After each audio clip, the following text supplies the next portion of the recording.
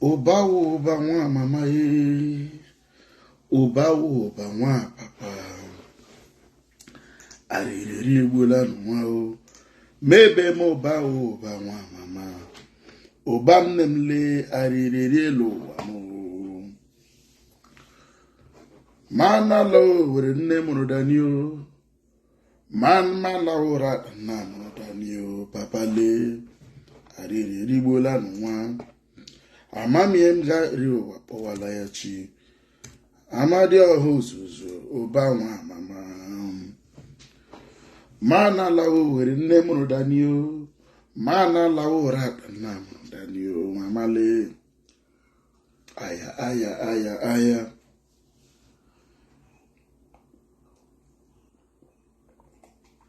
Sorry, good evening, guys. I was speaking to my mom, so the discussion took so long. I didn't do the talk by 9 o'clock as I promised you. So I want to do financial analysis, Abia's financial analysis for you. But I'll wait for a few more people to join. I'm also going to present to you Gov.Otti's scorecard according to my perception so far. I will also present to you the scorecard of Abia State House of Assembly, and you would see for yourself how the House of Assembly has performed so far. So it's going to be a detailed analysis. I'm not going to take too much of your time. Because I don't want to talk too much. I just want to keep it brief. The reason why we're doing this is not because we have anything against anybody. For those of you that have followed me for all these years, during Ipazo's time, we presented this same data. So why am I doing what I'm doing? The financial analysis I'm going to do tonight for you. So I'm going to present to you the financial analysis of Abia State from July. So I should have done from, there are 4 quarters in a year: January to March, April to June. But because April to June, Ipazo was still part of April, May, Otti was June only. It didn't make sense to analyze the report presented by Gov.Otti that time, because it wasn't just him. Ipazo had 2 months and he had 1 month. So the report I'm going to present to you, the analysis I'm going to present to you, is an analysis based on Gov.Otti's time as governor. This is just Gov.Otti's signature. This is Otti running the state. And why am I doing this? Please get your friends to join. Why am I doing what I'm doing tonight? I'm not doing it to spite Gov.Otti. That's not the reason. I'm not doing it to make him look bad or make his government look bad. But I want Gov.Otti to a wake-up call. When we told Governor Ipazo about these things in the past, they didn't take it so serious. So we are doing exactly the same thing. So what I'm doing is actually what a management consultant will do for, the people that the government pays as management consultants. I'm doing it for free for Abia people and for Abia State government. It's a warning sign to Gov.Otti to see how he is performing, how his government is performing, how he is utilizing Abia's funds to create value when compared to other states. So I'm going to compare Abia with Ebonyi State. I'm also going to compare Gov.Otti as at this time, from July to September 2023. I'm also going to compare him with Ipazo from July to September 2022. So in financial analysis, this is what we call comparative analysis. So you compare Otti's performance versus Ipazo's performance, fiscal performance, and you also, compare Otti's performance versus the performance of other state governments. Let me put a caveat, just once more. Please, this is not to discredit Gov.Otti. Yeah, this is not to make him look bad, but this is something I'm doing selflessly. It took me a lot of time this evening to prepare this data and present to him, and I also want him to see it as something positive for himself. He will be shooting himself in the foot if he ignores some of these things we're going to discuss here tonight. And I'm not going to waste any more of your time. I'm just going to jump into it. I'm also going to present Gov.Otti's scorecard so far. So performance scorecard so far. You see all this noise on social media writing, yeah, it can work for some people, but we're not going to the nitty-gritty, using data to make an informed judgment. So we're going to draw inference from what Gov.Otti published, and we're going to use the financial report, the abridged financial report he published, to assess his performance. So let's get into it quickly. I don't want to take too much of your time today. So I'm going to share with you and the source of my data. So before I continue, I'm going to show you where did I get this data from, so that people will be asking. I've shared them. A lot of people have contacted me today, and I've been able to provide to them the source of the data. The source of the data is the budget performance report, which is a quarterly financial report published by state government. So Abia state government published their own yesterday. Ebonyi state government published their own yesterday. I've been looking for Anambra and other states. I've not managed to. I wanted to, compare with 3 states. So I'll show you where I got the data from, so that you can, that I didn't manufacture. Some people are saying that I made up things. I didn't make up anything. The data I'm publishing to you came from the state government, website. So for those of you that still don't know, so this is Abia State Government website. If you go to this place called media, so if you haven't seen it before, so go to media, you will see it. This is the report. So this is where the government publishes every information about whatever they are doing. So you may not have seen it before, but this is where the government publishes everything they are doing. So you click on this 3rd quarter report and you just download it, and it will show you. So if I click download now, the report will open. Yeah, so this is the report where I extracted everything that I'm doing here. So if you need the link, I'll put the link in the comment section. Go and interrogate the report yourself.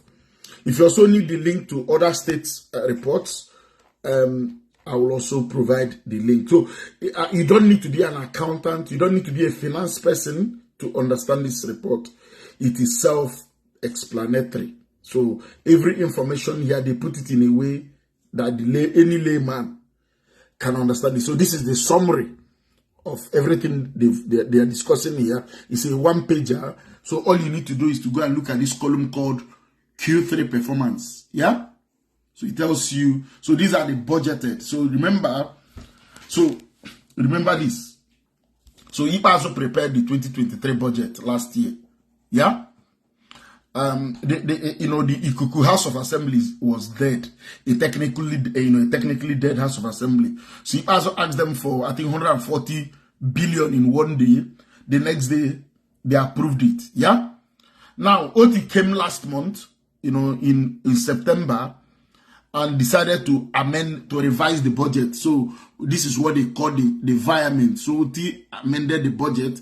The few House of Assembly members, the rogue House of Assembly members he handpicked, criminally approved, revised the budget within a space of 30 minutes. All right, pal, welcome. Okay, welcome. Yeah, welcome.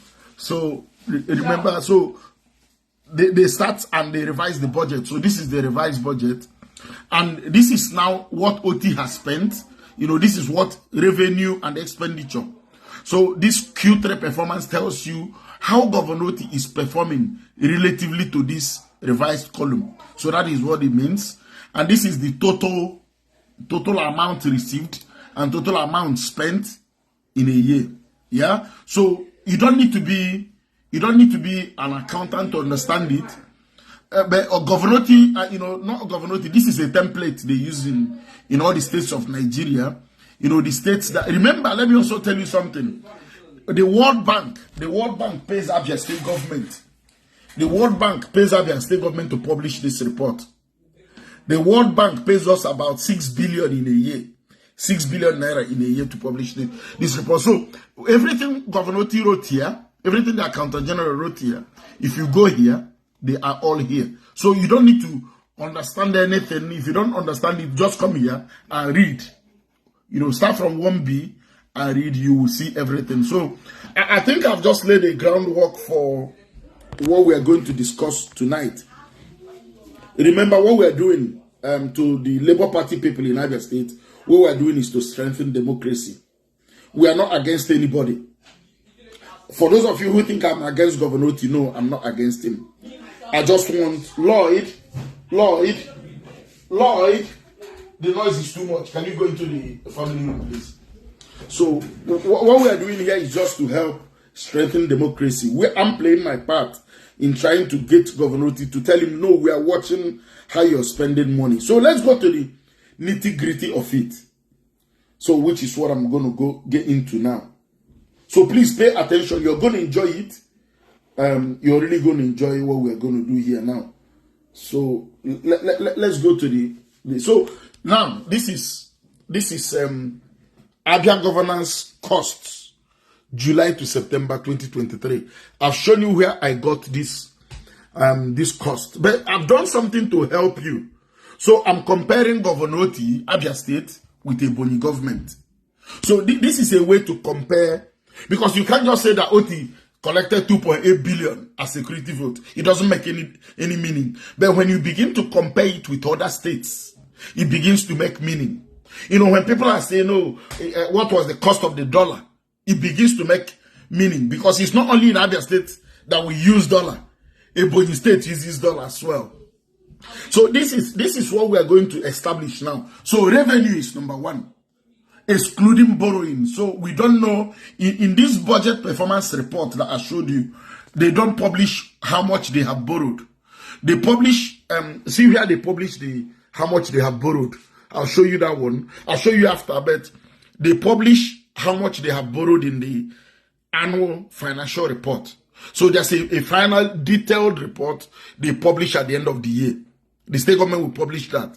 So that is where they show you everything they spent on and what they spent on. So if you look at borrowing, how much Otti has borrowed so far for between July and September is not covered here. Okay, remember this report just covers 3 months. So how much did Abia earn within this period? Abia earned 25.2 billion naira. Okay, without borrowing. This is FAC allocation, IGR, and grants and any aid we got from international organizations or World Bank and anything. Ebonyi State, so Abia earned 25.21 billion. Ebonyi earned 23.3 billion. Okay? Now, so when I begin to tell you that Gov.Otti has failed in revenue in IGR, you will see where I'm coming from. So IGR, which is internally generated revenue, Abia, Otti generated only 3.3 billion. Despite, listen to me, despite his innovation that he has introduced, he generated only 3.3 billion. Remember, look at how big Abia State is with all the markets and everything. Ebonyi generated 3.2 billion. Ebonyi just has one state capital, one city, Abakaliki. So if Ebonyi can generate 3.2 billion and the Gov.Otti is generating 3.3 billion, despite his innovation, I will tell you that he has failed. His technology has not added any value. But I will even demonstrate to you more that his technology has failed us more. But in the next slide, I'm going to show you. So running the governor's office, so this is another failure. See, Otti was telling us that one of the problems of Abia State, and not Otti telling us, everybody knows that one of the problems of Nigeria and Abia State is the cost of governance. The cost of governance. Now look at cost of running the governor's office, cost of Otti running his office. Otti spent 5.3 billion in 3 months running his office. And you would ask, where is his office? His office is at home. His office is at his home. But he spent 5.3 billion. Some people were arguing today that he dollar and pound. But the governor of Ebonyi State spent only 847 million, 0.85. So this is about 8 times what the governor of Ebonyi State used in running his office in 3 months. Otti spent about 1.8 billion every month running his office, while the governor of Ebonyi State spent about 280 million. 5.3 billion. The governor of Ebonyi State spent 0.85 billion. So to those of you that were asking me questions, telling me that dollar and Ebonyi is Ebonyi in America. So again, Otti has continued in the ways that he, the things he campaigned against are exactly the things he's doing. So Abia, there is no new Abia. The criminality, for me, has continued. Okay, now let's look at this. I also want you to keep this figure. 5.3 billion. I want you to keep this figure. Now, security vote. Otti collected a whooping sum of 2.8 billion. Which is about 926 million every month as security vote. I remember this money, you don't account for it. That is security vote. 2.8 billion. The governor of Ebonyi State collected only 350 million naira. 350 million. Which means, again, another 9 times actually. 9 times Otti security vote. And for those of you that will say Abia has a problem, this is not the money for purchasing vehicles. He has spent another 1.9 billion or about another 2 billion in 3 months in purchasing vehicles. That is outside this money. So when he told you that he doesn't collect salaries, I think he looked at us as, he looked at Abia people as fools. He looked at us as fools, these people are so, this is the mindset of politicians. Remember, this is not only the money for security. If you go in there again, you will see another, if you go to the financial report again, you will see another up to almost 1 billion claimed again for security.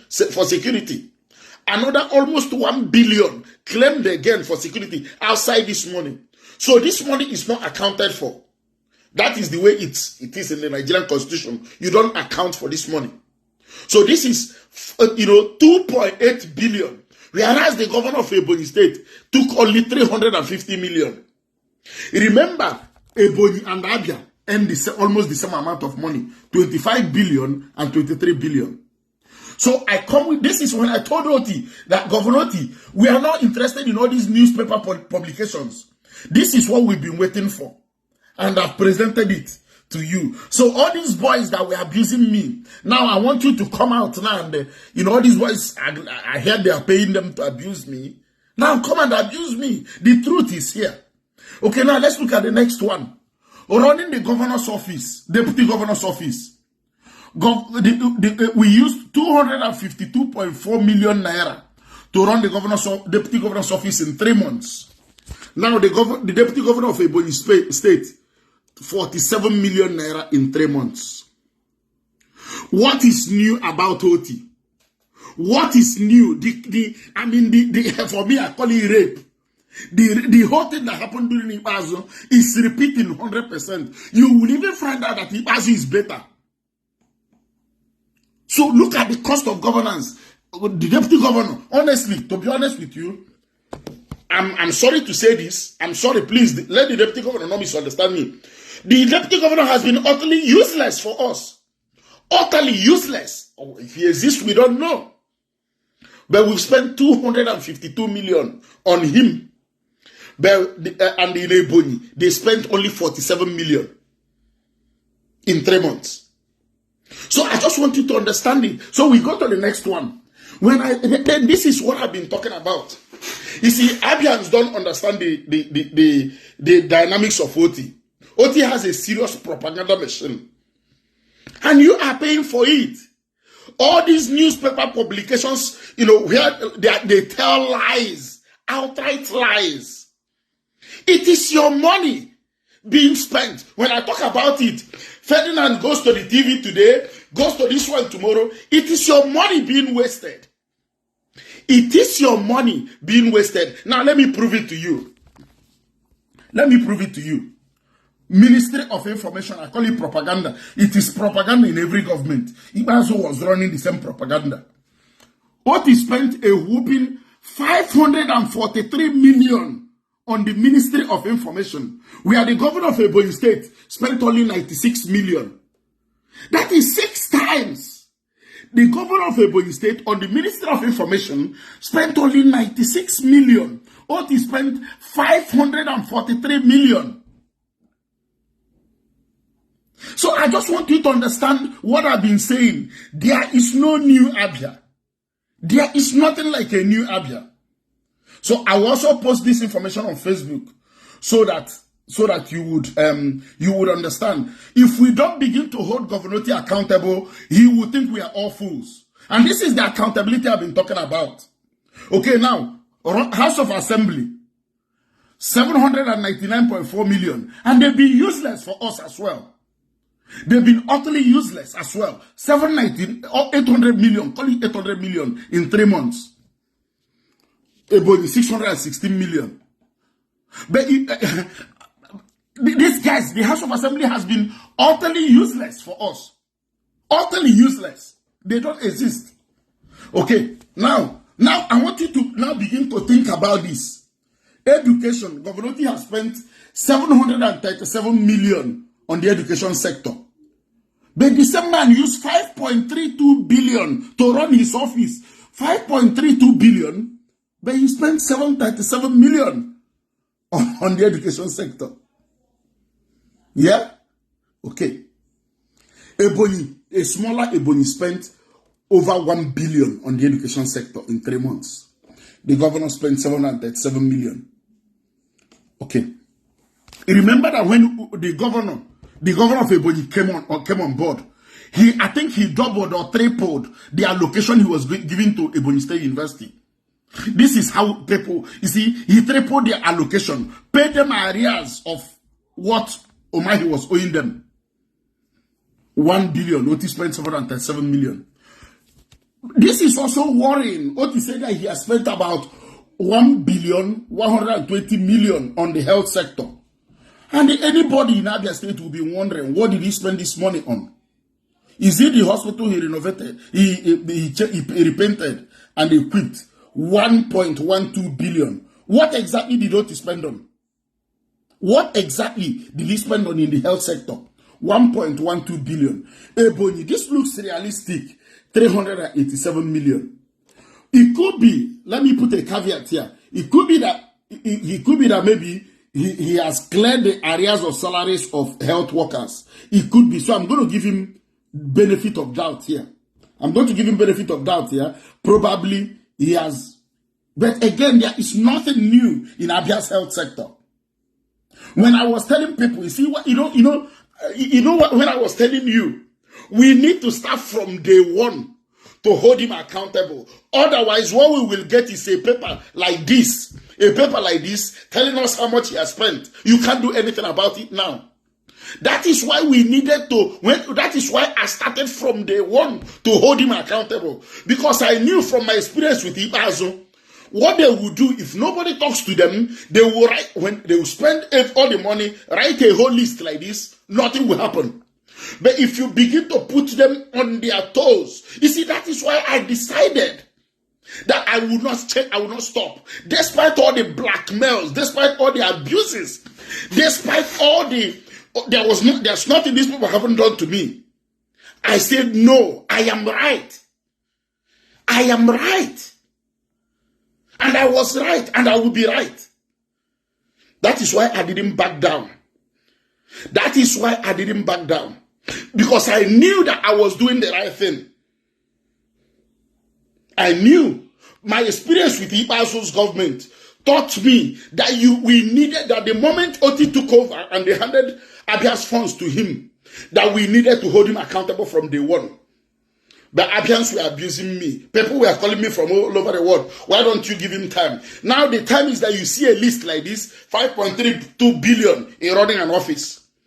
I'm not good, but I also know this. Some of these funds, a commissioner of finance, some years ago explained to me how the funds in the governor's office, why they pass some funds through the governor's office, because the EFCC, maybe doing an audit will not. But I don't want to say too much on that one. Let's focus now. ASEPA, 393 million. 390, this is million, not billion. This is 393 million. So this is Aba and Omwahe only. In 3 months, we spent 393 million on ASEPA. In 3 months. 393 million on Ipahiya, on Aba and Omwahe only. 2 local governments only. Or 2 towns. Aba a main town. Omwahe is a glorified village. 393 million. Think about it. I'm not going to say anything about that one. Now, this is what will shock you. And this is something I've been talking about, that Otti himself was talking about. Total recurrent expenditure. Total recurrent expenditure. Otti spent 10.8 billion out of 25 billion. 10.8 billion. Then in developing the state, he spent 5 billion. Now, I'm still wondering, what projects has he done in 3 months that cost us 5 billion? What project has Gov.Otti done in 3 months that cost us 5 billion? So only him will know. I don't know. But this is worrying, that we spent double, more than double, on recurrent expenditure. But now let's look at Ebonyi. I'm not saying that the Ebonyi guy is doing all these things, but he has started so many projects without noise.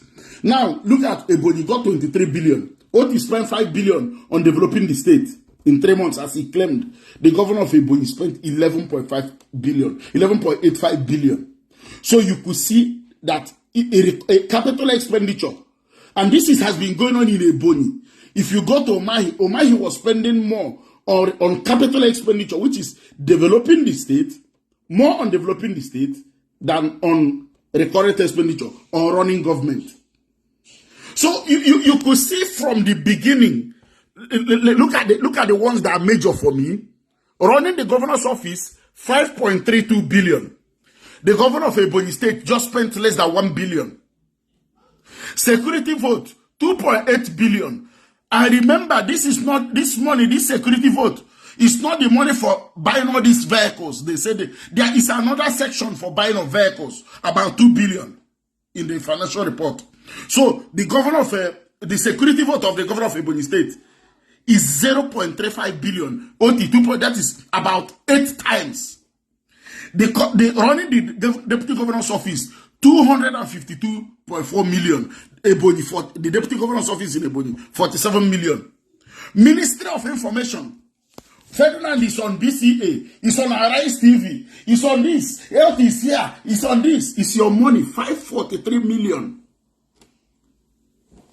At least this 543 million we can give it to Julius Berger to build a kilometer of road under the current prices. Now, Ebonyi just spent 95 million. 95 million on the Ministry of Information.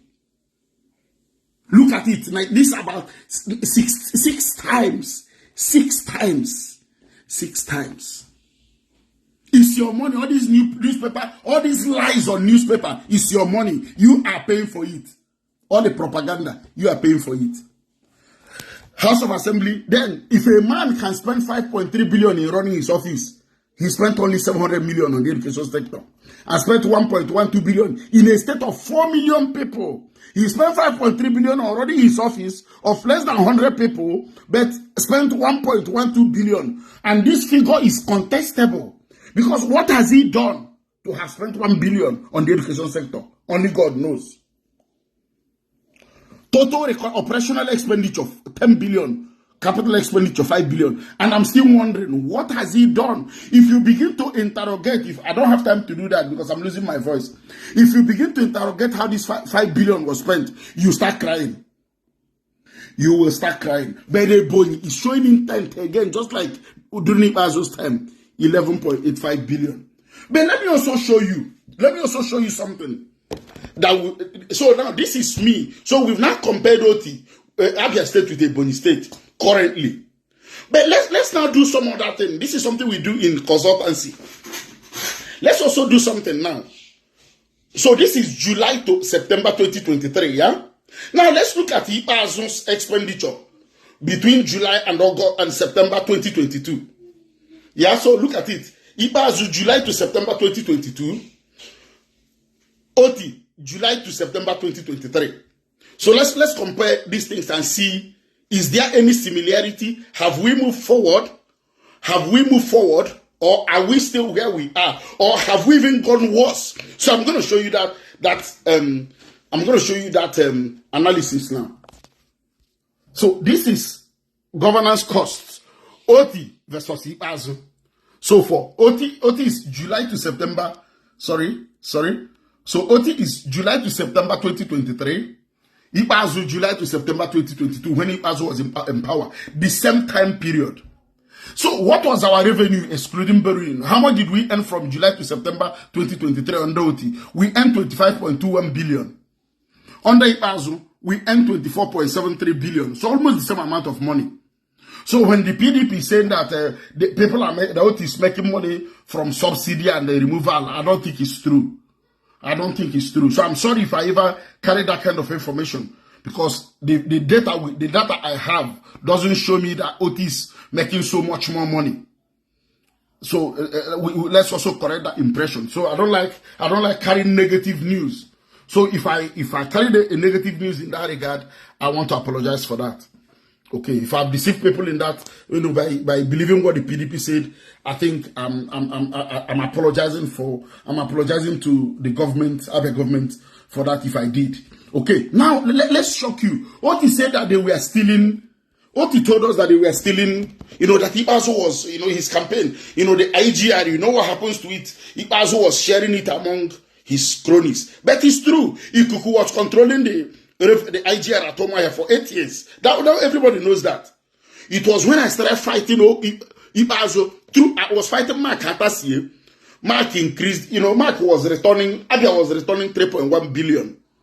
When I started fighting them, Abia's IGR increased. And I'm going to show it to you. But also remember, El-Rufai, Abia, Ebonyi, Kaduna State was, in 2015, Kaduna State was earning 15 billion with Abia. El-Rufai increased the revenue of the IGR of Kaduna to over 55 billion. Abia was still doing 18 billion. But due to the pressure I put on Ipazo, they increased it from about around that 15 billion to around 18 billion. I have made a lot of change in Abia. Whether you want to discredit it now, because I no longer support who you call a saint, it's okay. I'm happy for the efforts I have put in bringing change in Abia. Now I'm going to show you. When I put pressure on them, I put pressure on Mark Hatasie, they increased Abia's IGR. Look at, Otti told us that they were stealing the money, that his technology has put in place will change everything. This is the second quarter. IGR, Otti, 3.3 billion. Ipazo did, in the same time last year, Ipazo did 5.72 billion. So with all this digitalization that he has done, which he used your money as well, which he used your money for propaganda in newspapers, with the digitalization he has done, yeah, we are now losing how much? We are now losing about 2.42 billion every month, every quarter. We are losing about 810 million naira every month with all this digitalization. But remember, I had a lot of questions with that digitalization. I asked the question, what is the percentage per 1 naira that Otti, there's always a service charge. I've developed that kind of system before. I've developed that technology before. Okay? So, why I wanted to give it to the state government, but some people were just interested in collecting that technology and putting it in their pocket. You know what they will do? They collect it from you. You become the ladder outside. So there's always a service charge for every 1 naira collected. The owner of that platform, of that digital platform, has a percentage. There was also another thing that he introduced, what he called the insurance scheme. Remember, I continued asking this question and I was being abused. How much per 1 naira are you collecting for that insurance? How much per 1 naira collected are you collecting for that digital platform? Nobody answered that question till today. So with all this new innovation, I know this is just the beginning. It could get better later. But with this innovation, we've not seen any change. We are losing we are losing about 814 million naira every month from Ibazo's time last year. So I just want you to think about it. Now, security vote. Otti collected 2.8 billion in 3 months. Ibazo the criminal. So admit something. Running the governor's office, I put pressure on Ibazo.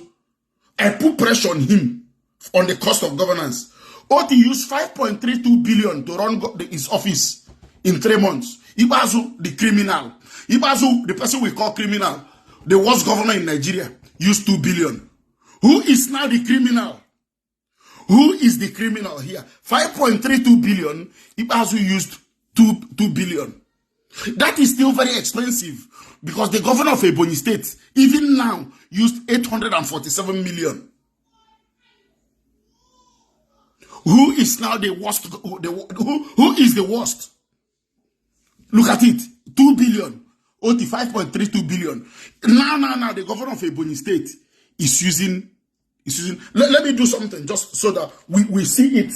Let me just do one thing more so that just give me a second. Let me put the 3 of them on one page so that it will become clearer to us, so that we see it eye to eye and see that Abia has not moved on one bit at all from where we were last year. And it is good that Gov.Otti understands that we are here with we are armed to make sure that he does the right thing. So let me now, I've done what I'm supposed to do. Let's go back to the analysis now. So I've put Ebonyi into the same page. See, I've added Ebonyi into the same page now. So Ibazo Otti 5.32 billion. Yeah? Ebonyi, sorry. Let me go back. I've done something wrong. I clicked on something and the screen left. So see, running the governor's office, 5.32 billion. Ibazo by this same time last year spent only 2 billion. The governor of Ebonyi State spent 847 million in 3 months. It now looks to me like Ibazo. So Ibazo is winning in IGR, 5.72 billion. Ibazo is winning in running the governor's office, 3.32 billion naira less in running his office in 3 months than what Otti claims that he has used. Now, security vote, this will make you cry. The criminal Ibazo used only 240 million. The Saint used 2.8 billion, about 10 times, almost 10 times. The criminal Ibazo claimed only 240 million in 3 months. The Saint from above claimed 2.8 billion in 3 months. Ibazo was spending only 80 million when I put pressure on him, 80 million. The Saint is claiming 927 million in 1 month. The criminal, Ibazo the criminal, was spending 80 million only. But the governor of Ebonyi State, this is still very high. The governor of Ebonyi State uses only about 113 million. Otti 927 million. The governor of Ebonyi State 110 million a month. Ibazu 80 million. This is the man that is the saint, the man that came to change Abia. Oh, sorry, I've gone back again. The man that came to change Abia. So you could see we are now doing comparative analysis. Are we now moving from frying pan to fire? Okay, now, running the deputy governor's office, while the deputy governor under Otti is 252 million. Ibazu's deputy governor last year was only using 86 million.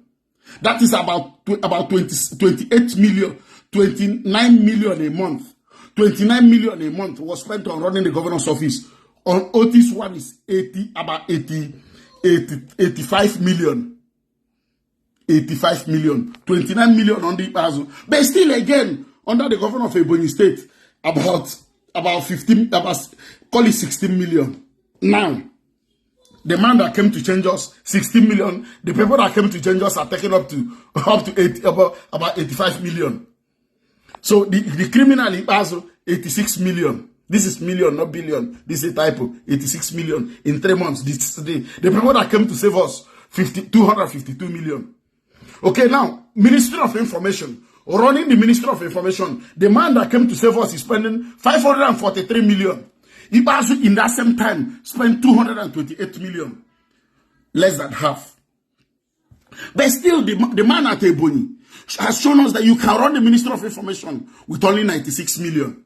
Now, okay, now, you look at cost of running the House of Assembly. Let's leave that one. Ibazu was spending more on the House of Assembly because Ikuku, I know you know Ikuku was in charge. Ikuku was his godfather and Ikuku could make any sort of demand. Yeah? Ikuku was, Ibazu was his boy, so he could make any sort of demand. So you could see Ibazu was giving him 921 million. Otti is good in that one, 800 million. Bene Boni, 660 million. I don't want to draw much on this, but this is also so high. Okay, now education. Ibazu, when we put pressure on him, when he thought he was going to win elections, Ibazu was spending 3.34 billion. And Ibazu reduced the security vote and everything and began to pay teachers, began to give subvention to Abia Poli, to APSU. 3.34 billion. They sent 737 million. But remember the amount of money they got is the same. But Ebonyi is also showing us is doable, 1 billion. Now health. Otti 1.12 billion. We don't know what he spent on, but we know the things Ibazu was doing in the health sector. At least we know the hospital he built. Yeah, 600 million. We don't know what Otti spent on in the health sector. But the governor of Ebonyi, 387 million. Now, ASEPA, they sent 393 million. Ibazu, 350 million. But let's also shock you. The poor Ibazu, the bad Ibazu, spent 12 billion out of 24 billion on the current expenditure, which is very high as well. Very, very criminally high. Criminally high. The man that came to save us spent 10 billion. Yeah? The governor of Ebonyi, there's something here. No, sorry. The current expenditure, Ibazu 12 billion. So, Otti did a bit better than Ibazu here.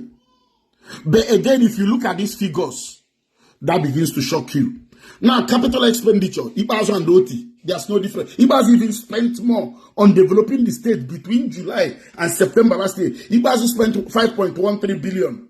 Unless you're from the pit of hell, you will agree that Ibazu did a lot from when he thought he was about to leave office. He did a lot, 5.13 billion. I can agree with some of these funds. Otti descent, 5 billion. But the governor of Ebonyi is showing them how to do it, 11.85 billion. So if you look at these figures I've shown you here, it looks as if we are now worse off than we were under Ibazu. From IGR, we are losing about 2.42 billion in 3 months. We are losing over 800 million every month. Running the governor's office, we are spending up to over 3 billion, 3.3 billion in running the governor's office. Security vote, Ibazu 240 million, Otti 2.8 billion in 3 months. Running the deputy governor's office, 253 million, Ibazu 86 million.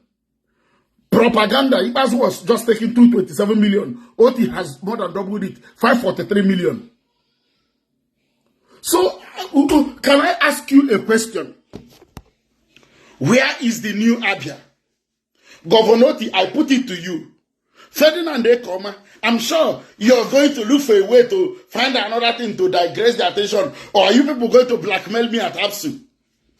Are you going to blackmail me? Are you going to find an AI picture to blackmail me? This is Ndabia. This is the new Abia you've been talking about. Now, let me finish. Let me finish the session tonight by now presenting to you Gov.Otti's performance scorecard. We don't use sentiments. So I'm not going to present to you Gov.Otti's performance scorecard. Remember, this is high-level consultancy work that people pay people money to do. People, when I was doing this free for Ibazu, they didn't value it. I'm sure Otti wouldn't value this as well. But they were paying somebody over 1 billion every year to do, the person could not even do what I'm doing here for free.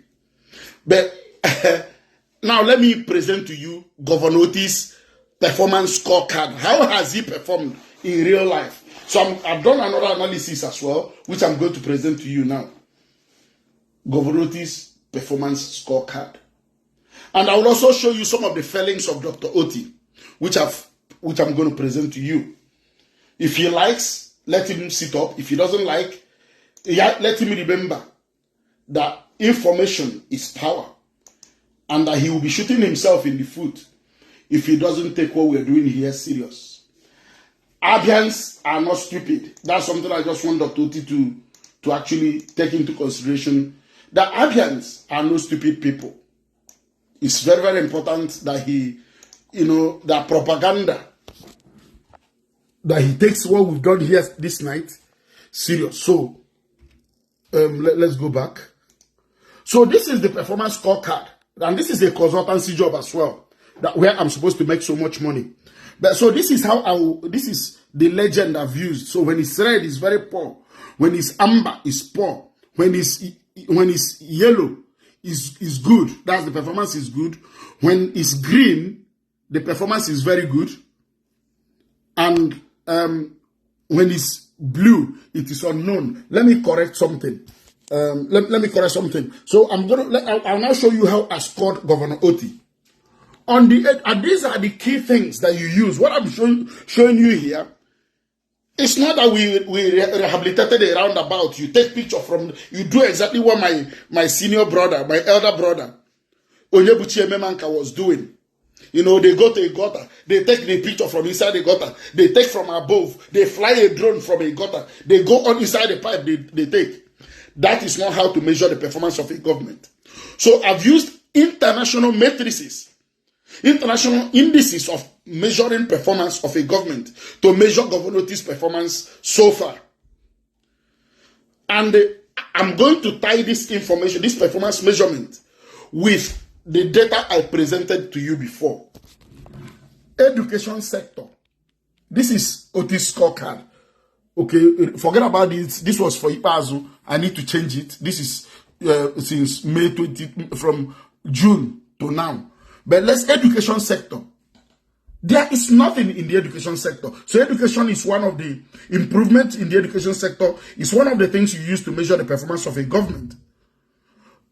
Gov.Otti is busy chasing private schools, while our own government schools are dead.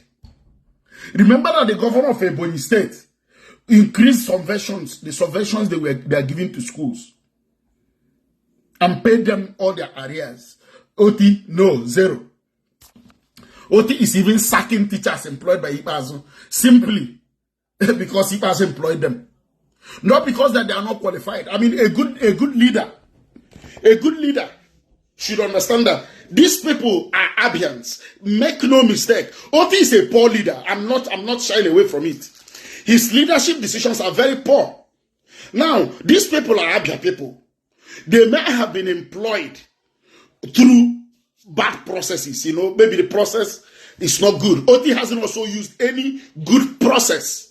Otti has not followed any due process in anything he has done in Abia. These are Abia people. Yeah? They were unemployed. He also found a way to employ them. The process may not have been good, but what you now do is to regularize their employment. If there are those of them that are not qualified, what a good leader would do is to see a way to organize training for them if they are trainable. If there are those that cannot be trained, you sack them. But those of them that are qualified, many of them are graduates. Ipazu was just paying them 21,000 or something, or 19,000. You regularize their employment. If you believe, because they are Abians, they are not from Kanuri, they are not from Kafachan, they are not from Niger. These are unemployed Abia citizens.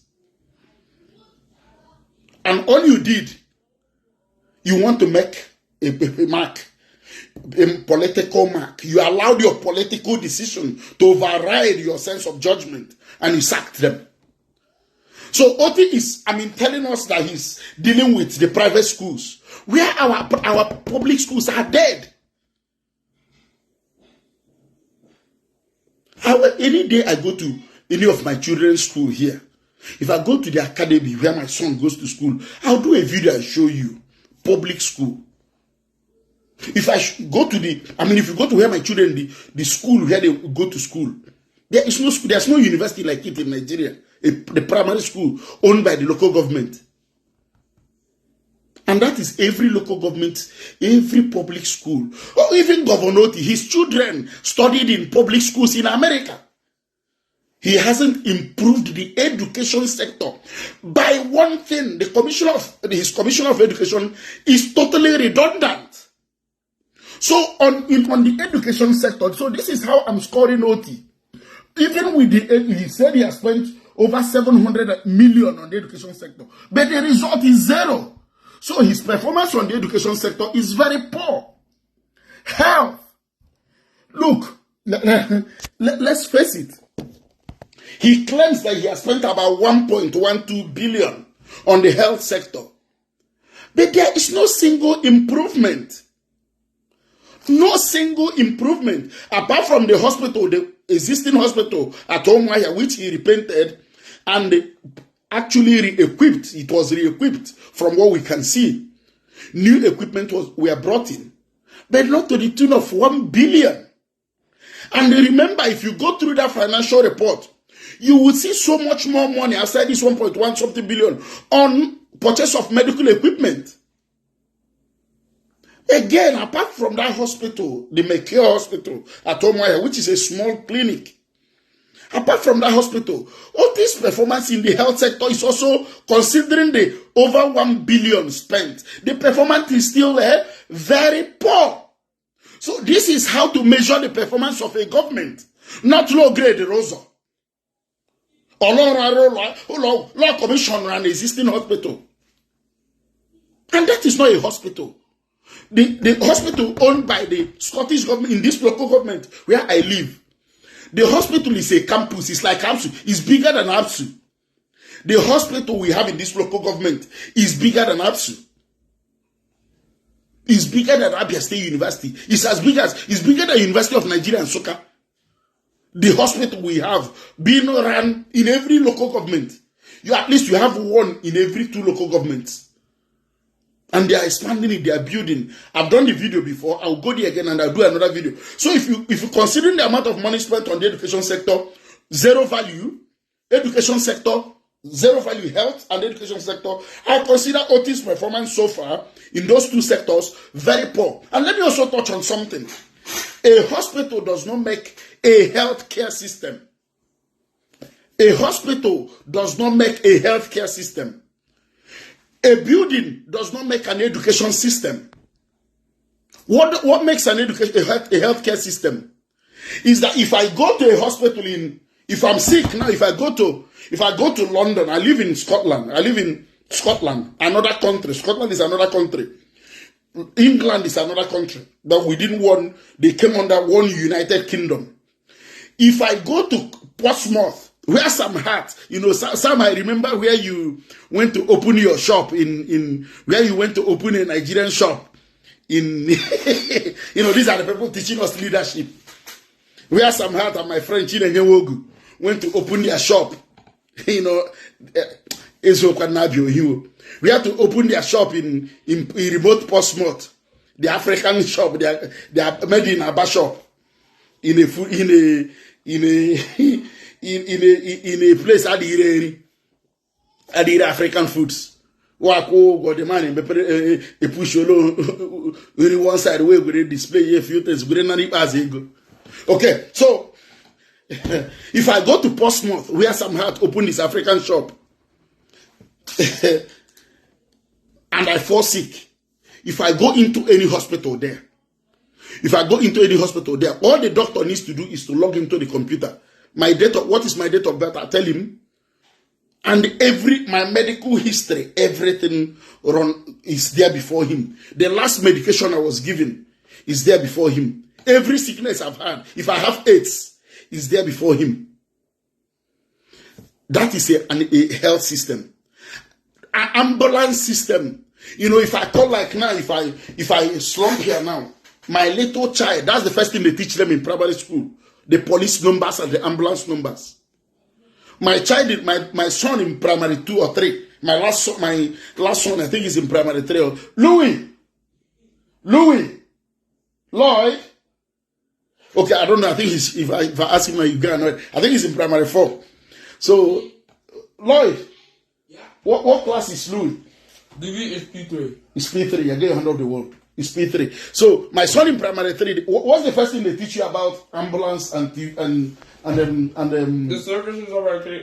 No, what are you doing? The services of our country. Get your hand off your mouth. So, what do they? I mean, if you in primary, in nursery, they teach you guys about police numbers and yeah, and what? And ambulances. Police, ambulance, and fire service. Okay, now that's my son. They teach them in nursery school. What did you say? Police number. No, I can't hear. We can't hear you. Come closer. Okay, what do they teach you? Police number, ambulance number, and fire service. And fire service. They teach them these 3 things in nursery school. Louis, you know the police number, yeah? You know the fire service number. You know the. I need you to talk. You know the hospital number, the ambulance number. You know the ambulance numbers. You talk. I don't want you to shake your head. You know the numbers, yeah? Yeah. Okay. So that's the first thing they teach them: police, ambulance, and fire service. So, and within 5 minutes, every type of doctor, every ambulance, everything will be here. So these are the things that make a hospital system. When I tell you that you're living, I mean, those of you in Abia who come to these children who abuse me, you don't have a life. You're just floating. You're existing. Otti knows all these things. He uses them. His children use them. He knows, but they abuse you. And somebody wastes his time. Look at how much money I should have charged. Now, I run my own consultancy here. Any day I go to work, you pay me per hour. I don't do staff. Pay me per hour. But I spend hours gathering all this information to present to you and still talk to you for free. And the thing I get from you is abuse. So, and it can also shock you. Hospital is free here. Education to university level is free here in Scotland. Hospital is free. Medication is free. Surgery is free. MO1 is free. This is what these things I talk about. These are the things that make a hospital system, a health system. Otti has spent over 1 billion, not even a single return to you. So his performance in the health sector is very poor. Now, cost of governance, you have seen it for yourself. You've seen his operational expenditure. He is spending at least, the governor of Ebonyi State is spending 850 million in 3 months. Otti spent 5.32 billion. That's about 8 times, yeah? 5 times 10. Yeah, 8 times 5, 40. 8 times 6, 8 times 7, 8 times 8, 64. About 7 times. Yeah, about 7 times what the governor of Ebonyi State. So, cost of governance is still criminally high. Cost of governance is still criminally high. Okay, so our debt growth, our debt profile, we don't know what our debt looks like because they don't publish that one. They will only publish how much he has borrowed in the annual report. So these ones are quarterly reports every 3 months. They don't publish borrowing, but they will publish it in the annual report. But we also don't know how much he has borrowed, because they are still telling us, they are still telling us, in the published financial report, the 2022 financial report published by Otti's Accountant General, the girl he imported from Imo State. They told us that, they said that we are owing 168 billion.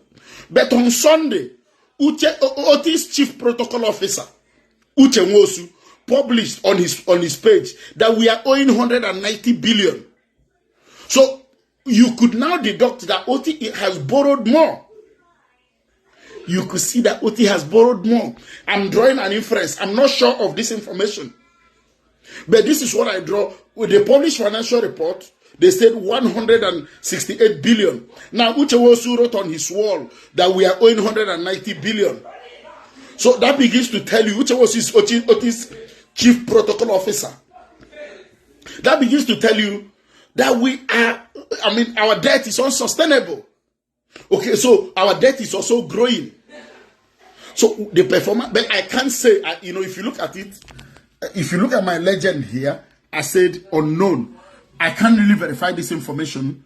But so I say debt growth and sustainability, I don't know, because I can only infer that from the annual report. Now, poverty rate. Abians are poorer. Otti has sacked up to 15,000 workers, as we've heard. And these are Abia people. A good leader, an effective leader, knows that these people are Abians. And remember, one of the things they were deceiving Abians again, they were telling us before that our debt profile, that our salary burden was the problem, until I punctured the lie that last year Abia earned 192 billion. 192 billion in revenue. But our salary burden was 25.5 billion. 25 billion, thereabout. 25 billion. And I was telling Gov.Otti, how were you going to the newspaper again, spending 542 million to tell Nigerians, to just discredit Ibazo, to tell Nigerians that the problem of Abia State is salary.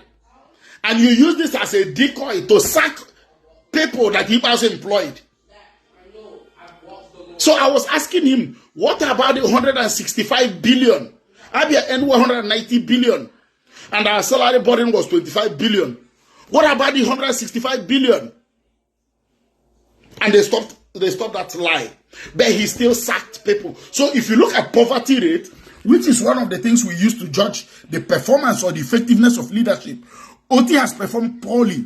If there's anything worse than very poor, I would give him, because he has increased Abia's poverty rate by more than 10,000 people. Now, unemployment rate and poverty are the same. I will also touch on poverty rate. Again, remember that this man has not created one single job. One single job in Abia State. Not even a single job. Not even one single job. Again, by sacking these people, by sacking up to 10,000 people from the civil service or more, assume they are being paid, assume that these people are paid 15,000. Yeah? So you're looking at, I think, probably about 1.5 billion every month. 1.5 billion. And this 1.5 billion will be spent in, he's a first-class economist. This 1.5 billion will be spent within Abia. And remember, this will be, as they are spending it within Abia, the people that are selling more and making profit. So the Abia's aggregate demand or GDP begins to rise. But he has also increased poverty rate in Abia. Unemployment, that one is self-explanatory. He has increased unemployment rate in Abia. IGR growth, you have seen it, that we are losing 800 and how much million between him and Ibazo. Ibazo was giving us 5.7 billion every quarter, 5.76 billion last year, by this time last year, Otti 3.3 billion. So we're losing over 800 million every month since Otti came into power. 800 million every month in IGR. Again, these are other things we use to measure the effectiveness of leadership. So if you look at the few things I've measured, so I'm not making up things. Education, very poor. Healthcare, very poor. Cost of governance, very poor. Debt, I'm not going to talk about that because I don't really know. But poverty rate is performed poorly. He's increased poverty in Abia State. He's increased the unemployment rate from about 54%, probably now to about 60%. He has performed very poorly in all these indices using the data he published.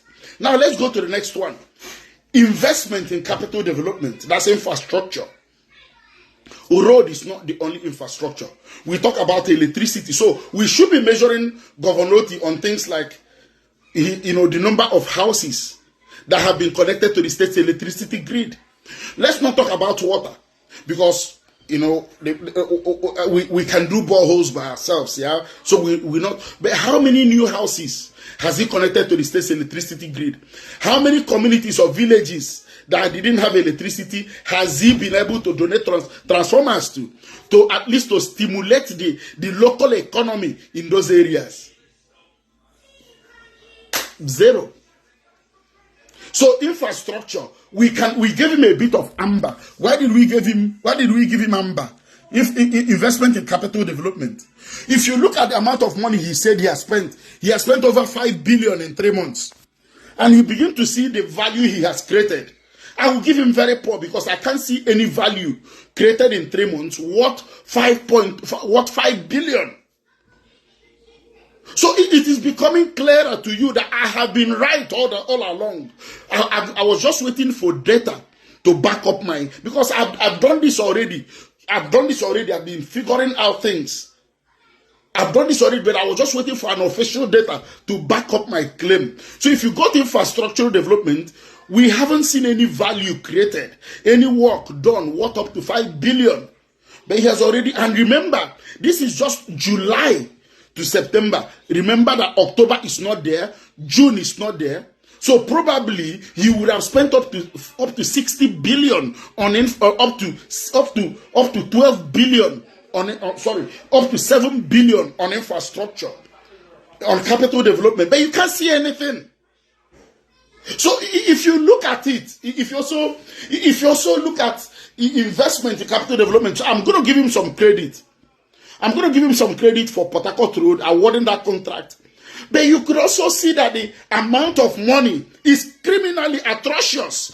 6.7 kilometers for over 30 billion. 3.5 kilometers for over 8 billion. That is also atrocious. So if you look at, these are positive initiatives. If you look at Port Harcourt Road, remember that awarding a contract doesn't mean anything. TLG spent more than 5 billion on Port Harcourt Road. Ibazu spent more than 5 billion on Port Harcourt Road. So awarding the contract does not mean anything. But let's also give him some little credit for the intent. For the intent. The intent. But again, if you look at it overall, the performance has also been very poor, considering the amount of money he has spent. Okay, now let's look at support for businesses. See, these are the ways you measure the performance of a leader. Support for businesses. There is no single support for Abia businesses. Not in terms of soft loans, not in terms of anything. If you look at unemployment, there is no single job or youth empowerment program or anything of that sort created at the moment. Nothing at all. So if you look at support for businesses as well, there is nothing. Again, another very poor performance in that area. GDP growth. He is stifling the economy. He is, you heard it on national TV, on Arise TV, by Obinna Don Norman. The very first time in the history of Nigeria that Otti went to the local government and took the seal of authority of the local government, and he is controlling the finances of the local government. Every money that comes into the local government comes to him. Every money that comes to the local government, he controls it. And what has he done? No local government, the rural areas, the function of the local government is to develop the rural areas. Otti has stifled development in the rural areas. He doesn't have, he has refused to hold elections. And what he wants to do now is to appoint his fellow billionaires, as he called them. I don't know how they became billionaires, and to appoint his fellow billionaires as whatever he calls mayors. He is making laws. If you also look at the rule of law, he doesn't follow any rule of law. He makes up laws as he goes around, goes along. So if you also look at, economic growth, GDP growth, he hasn't done anything to stimulate the economy. Not even one single thing to stimulate the economy. I mean, he has basically spent about 25 billion from what we can see so far, or more, call it about 25 to 30 billion, and no single value created. The economy of Abia State has not, the GDP of Abia State has not grown. So I don't just come to Facebook to make noise. I'm educated. I'm as educated as Gov.Otti. I am as educated as him. He might not even be able to do the teaching I do here, the way I do it. My parents were teachers. I'm gifted in that area. Okay, now, new industries popping up in Abia. One of his campaign promises is that by the mention of his name, that investors will troop into Abia. As of today, no single investor has come into Abia. He opened an industrial park, whatever he opened there. No single investor was able to give a speech on that day. No single investor was able to give a speech. I mean, again, in this period of currency volatility, he did the same thing Ibazu did. He traveled to Hungary with politicians. And that was why my brother from Tega blackmailed me, that I called out Ginger. Ginger is a politician. Ginger is not a head of an industry. Otti took politicians to Hungary that he is going to bring investors. And this is a first-class economist, for God's sake. In this period of currency volatility, Nigeria, the naira continues to depreciate, lose value every day. In less than 4 months, the naira has lost up to 500 naira against the dollar. So how can an investor, even me as a Nigerian, I can't even invest in Nigeria at the moment. How can an investor come and invest in Abia State? In Nigeria at the moment, in Abia at the moment. Now also look at it. Why would an investor want to incur additional cost in investing in Abia State rather than Ogun State or Lagos State, where he could lower the overhead cost of operations? I mean, what schools will his children go to in Abia State? What hospitals will the family go to? You need to create the enabling environment before you go out there and start looking for investors. And this is the basics of economics. The business environment has to create more opportunities for investors. And also look at another thing. He is creating poverty in the state. He is creating unemployment in the state. So before an investor, before a businessman, this basic law of economics is that the local economy needs to be saturated, first of all. The goods and services need to be saturated in the local economy before you now begin to export and earn foreign exchange. At the moment, Abians, and one of the things he said he went to attract was a company that will come and do prostrate in artificial hands and artificial legs. Abians are dealing with the problem of eating 1 meal in a day. 1 meal. And you're not telling them you're going to build a factory, that you're attracting a factory that will build artificial lamps, artificial hand and artificial leg. I mean, I don't understand. And when I said all these things, my brother blackmailed me, began to blackmail my mother, began to blackmail my late sister, and began to blackmail my wife. Because of the truth I say here. Ibazu was traveling all over the world with politicians. And I warned him, Ibazu spent over 3 billion traveling looking for investors. And I told him, no investor will come until the Abia's business environment presents more opportunities than threats. Gov.Otti and his journeymen, may I put it to you today that Abia's business environment presents more threats than opportunities to investors. The business environment has to be attractive. And one of the ways to make it attractive is by increasing the amount of money consumed in the state. And one of the ways you can do it, a basic way you can do it, is to recall the 10,000 workers. No, Michelle, keep later, I'm busy. You brought for me. I got one too. Okay. So one of the ways to stimulate at least is to record the 10,000-15,000 workers you sacked without any reason. Any reason. So you cannot, you cannot just create economic theories that don't exist because you're a politician now. You are a first-class economist. You cannot begin to create, theorems that have never been used anywhere. You're creating poverty and unemployment because you're fighting political wars. Okay, so let's look at the next one. New industries. No industry. The park that was created was a propaganda. That was why he spent 542 million to dish out propaganda in newspapers and on our Rice TV, on channels and all over the place to make himself look good outside. Why the state is suffering? No single investor, no job created. And if somebody is coming to create a job, let me tell you this, there's something called complementary industries. If an investor is coming to invest in Abia, and this is why investors don't come to invest in Abia or Ebonyi and all these other places. That is why they invest in Lagos State, in Port Harcourt, in Warri. Do you know why? There's something called complementary industries. Let me give you an example.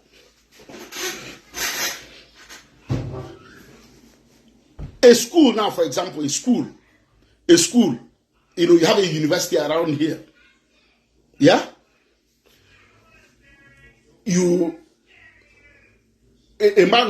Somebody cooks food, somebody cooks food. Somebody cooks food in the university. There's a big restaurant in the university. In the university you have up to 5,000 students. Somebody can go in there and say, okay, this woman is selling food here. Let me go and open near her restaurant. Let me open a bar near her restaurant, near her food. She sells food, but let me open a bar near her restaurant. The woman selling food, the bar will complement her business, while the bar will be, some people will say, okay, make I drink, then make I chop, can't drink again. So these are complementary businesses. What complementary businesses exist in Abia State to support another business? A company came and opened, let me tell you this, a company came and opened a cock, this cock manufacturer, this cock Akuchi mine. Another company in Aba, another company came and opened a can producing industry, a company, because they complement Nigerian breweries. Nigerian breweries produces drinks and they complement them. I don't want to go into too much details, but there's nothing like that in Abia. So we go to the next one, ease of doing business. I won't score him very poor. I will score him poor a little. Removing Ndabur from the streets of Aba is a very good decision. So, this is an area, remember, I haven't given him any positive since. But I've given him a little positive in infrastructural development. Okay? I'm also giving him another positive in ease of doing business. Number one, removing Ndabur, harassing motorists and things like that. That's very good. But remember, he also arbitrarily increased the cost to Ndikeke. But the problem is that after increasing the cost, we don't see any results. The Keke people are paying so much money, but it doesn't reflect on the money Abia State earns. So there's something wrong with that technology. That technology could be leaking into somebody's pocket as well. Okay, but another good thing Gov.Otti did, you see, the decision he took last week at Law Panta is a very great decision. Ease of doing business. That security challenge at Law Panta, making that market a non-residential market is a positive decision. So on ease of doing business, I will give him poor. Why am I going to give him poor? He's done well in removing Ndabur from the streets. He's removed temporarily, at least that insecurity there. But there's also another thing he's done wrongly. Increasing the fees of Ndikeke. Yeah? But at the same time,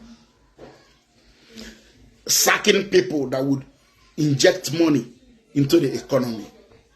Okay, now let's talk about another area where he has failed woefully. Investment in food security. He spent over 700 million. He spent over 700 million on the agricultural sector. And you begin to ask yourself, what has he done in the agricultural sector? Is it fertilizers he has given to farmers? Is this seedlings he has shared to them? He spent about 700 million. I also understand that some of them are people, some of this money is personal costs. But he has also not improved in any way the food security of Abia State. So you also see that there is no development yet in any area, considering the funds he has spent. Now let's talk on another one. Gov.Otti has stifled grassroots development. He runs the local government the way he sees. He holds their finances. I don't know where he banks the money. I don't know. I can't tell. But Gov.Otti has stopped every form of development for 5 months. Now he's been in power. The local government, the rural areas are not seeing any sort of development. Not even a road graded. Not even a borehole sank. Because he has held the finances of the local government and has stifled economic activities in the area. I'm gonna look at your comments at the end of the day, and I'm gonna react to them. I'm about finishing. So again, he has also stopped one of his campaign promises was rule of law, local government autonomy. The man runs the local government the way he sees. He makes up laws as he goes. He uses one of the, I get information from local government workers, the key people, the major people in the local government, they come to my inbox. One of the problems was that 2 or 3 months ago, they used Omoahe local government allocation to pay Isi Alangwa. But again, a lot is going on in the state. He's running Abia the way he feels. He runs Abia from the comfort of his home. There's no executive council meetings. There is no rule of law. There is no due process in contract. Nothing. Okay, now so he has stifled rural development. Now let's talk about accountability. You'll be surprised I gave him a green. Initially, I said that he was not accountable. So I said, very good. So, Gov.Otti, I'm giving you green in accountability. Why am I giving you green in accountability? Although it is not your choice. But for the fact that you are now that you're publishing financial reports, although the state earns money from the World Bank for publishing these reports. But I'm going to give you very good in accountability, because at least without the information you published, we won't be able to interrogate you. So I gave him very good in accountability. You might begin to talk about so many other things that make up accountability. Again, you might want to argue that, telling us how he spent money is not accountability. But at least, let's give him some positive, that at least they are publishing financial reports. Now, another area we want to measure the performance of his government, which the World Bank also measures. Last year, Abia was the third worst state in Nigeria in procurement transparency. That is award of contracts. Everybody in Nigeria knows that Otti has refused to follow any established process in award of contracts. You know that. Julius Berger was technically awarded this contract for Port Harcourt Road. I call it the Port Harcourt Road fraud. Julius Berger was awarded this contract before Otti was sworn in. Because when he took Julius Berger to site, he said, Julius Berger will start work immediately I resume. That is a statement that this contract had already been awarded. No due process. Otti doesn't follow any competitive tender process. There is no secrecy. Everything is opaque. You don't know what is going. You don't know how he arrives at the costs. And he has even refused to officially tell Abians how much he awards contracts. So his performance is very poor in governance transparency. Abia is the worst government in Nigeria in terms of procurement transparency.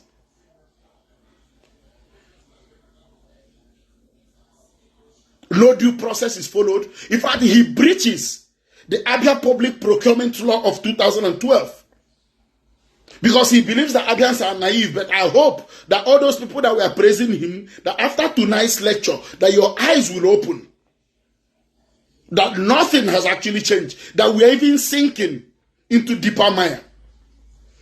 Technology and innovation. Technology and innovation.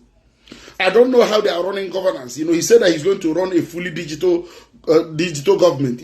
I can't judge him on that now because it's still too early. I don't know what they are doing, but I don't want to comment on that. But I want to recognize something. There's a young man from Tega. I fell out with him before over Ginger as well. Matt Ekweribe, the guy the boy he made the commissioner of digital economy. Matt is doing well. Matt is one of the commissioners that is doing well. So I want to recognize Matt. I have fallen out with Matt because he was supporting Ginger as well. I love Ginger so much, but I wouldn't be blind that Ginger hasn't, as at now. Ginger has been 5 months in the House of Rep, just like every other House of Rep member, and created zero value for us. And we can't, because he's from our place or he can kill us or something. We won't tell him the truth. We haven't seen anything from him. The bills we hear him, the motions we hear him, they're just frivolous. Honestly, we want to see bills that will create jobs. We don't want to hear about glass flaring. We want to see bills that will create jobs in Isialangwa, North and South constituency. So, but I fell out with Matt. But Matt is doing something great. So Matt has been able to liaise with the Federal Ministry of Information and Technology to attract, to be able to get Abians to do some of these courses that we talk about here.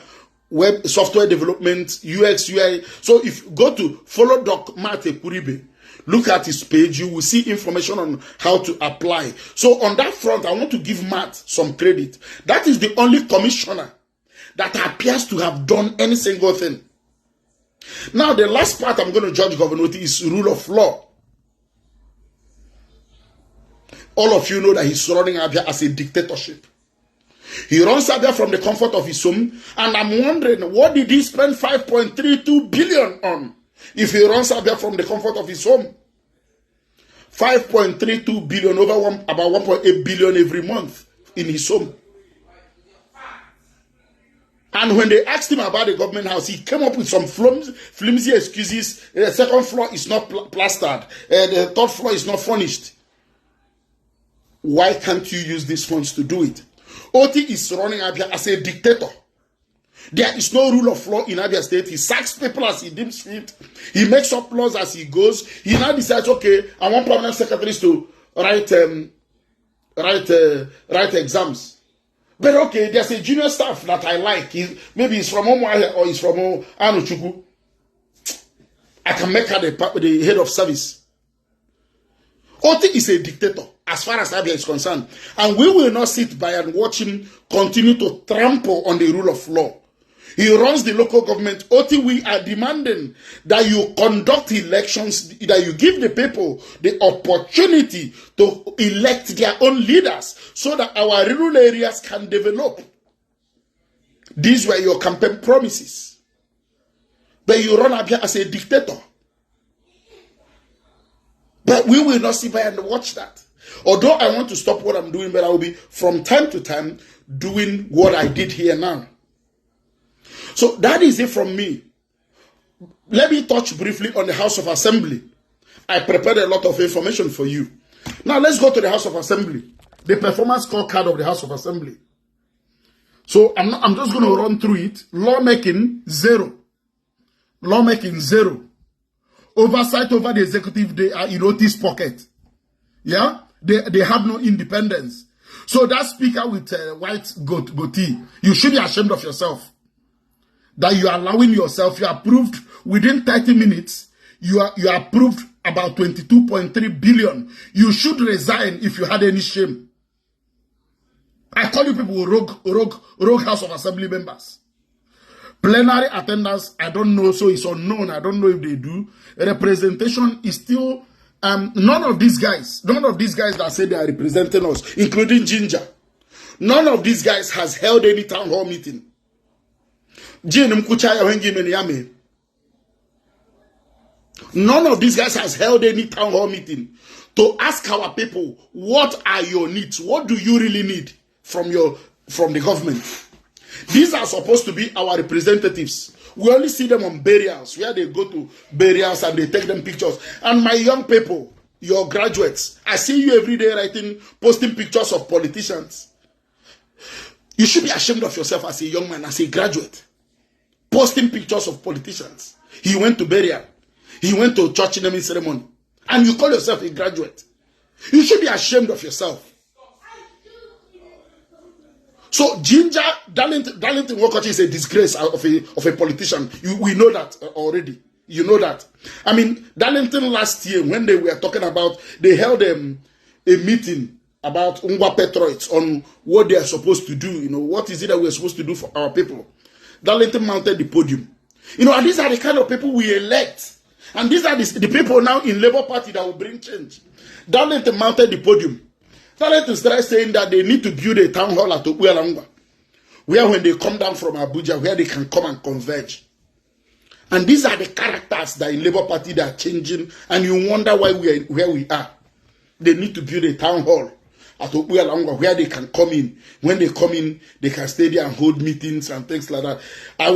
This guy knows that Okwelangwa General Hospital is dead. I was waiting for Darlington to say something like that. So this is when I knew that we have coconuts representing us. None of these guys has held any town hall meeting to ask our people. Ginger hasn't gone around the constituencies that elected him.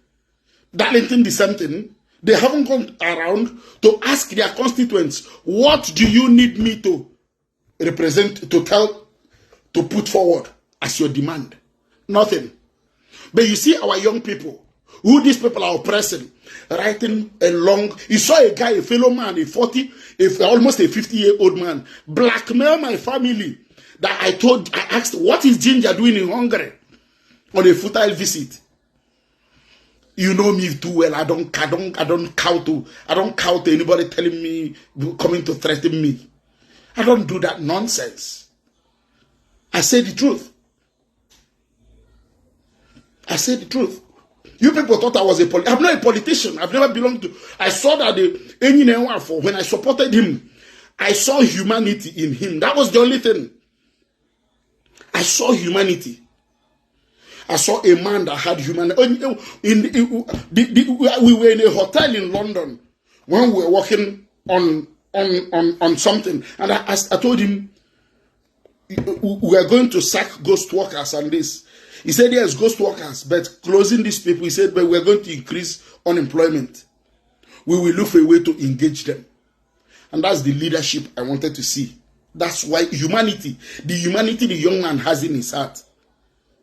He's also a politician. He plays you if he wants to play you.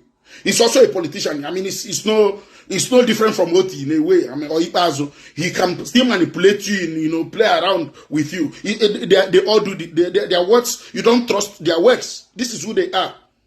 But I saw humanity in him. Look, I'm not this. You see, when I told you, I told you here before. I told him before my wife in London. I said, I won't work for you. Even in the sister, I told him I won't work for you. He said, well, I said, because you want to control what I think and what I say. And that's why I can't work for them. I said, I can only do consultancy for you. I can be your consultant in certain areas, but I can't come to work for you. And this is who I am. I'm different from all these things parading on social media. That's why I have a stand. I saw all these things I'm telling you today. Okay, now let's go to appropriation. And you know that the rogue House of Assembly members appropriated the appropriation law within 30 minutes. No first reading, no second reading, no committee. Within 30 minutes, these guys should be ashamed of themselves. Otti manipulated them. The House of Assembly, so I've talked about lawmaking, zero. Oversight function, they can't, Otti, in the morning, the day the officers were elected, they had a meeting in Otti's house. So Otti is in control of the House of Assembly. They don't have any dependence. They can't even call for elections to be held. They are afraid. They can't speak up in anything. We have a technically dead House of Assembly. So plenary attendance, I don't know, I can't say for that. Representation, is zero.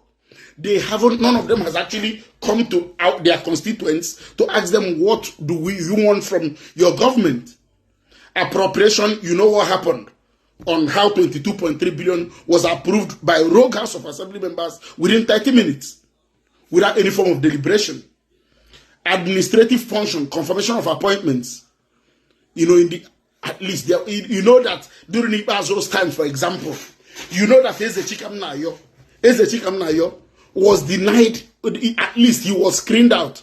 Some commissioners during Ibazo's time, commissioner nominees, were not even passed by the House of Assembly, even though it was political.